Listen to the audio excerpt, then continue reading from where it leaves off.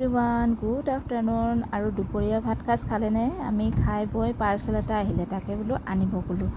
যাওঁতে ইমান ৰ'দ পৰিছে, গৰম ইমান দিছে, একেবাৰে ঘামি ধুৱাই দিছে। আৰু পাৰ্চেলটো মাইনাৰ কাৰণে দিছিলোঁ, এখন হেয়াৰ ব্ৰাছ লগতে এখন ফণি। আচলতে মই এইটো দিয়াৰ মতলব আছিলে তাইৰ ফণিখনৰ কাৰণে, আৰু এইবোৰ তাইৰ আগতে আছিলে, সেইকাৰণে আৰু ইমান চোৱা নাই। আৰু মেইন এইটোৰ কাৰণে দিছিলোঁ, জিভা চাফা কৰা এইখন দেখিছেনে?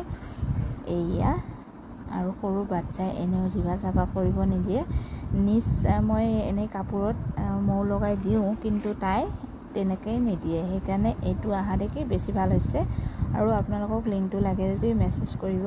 আৰু বহুত কমতে পালোঁ, 130 টকামানতে পালোঁ গোটেইখিনি। আৰু অনলাইন থ্ৰুদি কৰিলে বেছি কমত পৰে, সেইকাৰণে অনলাইনেদি পে'মেণ্ট কৰি কমতে পালোঁ কাৰণে লৈ ল'লোঁ।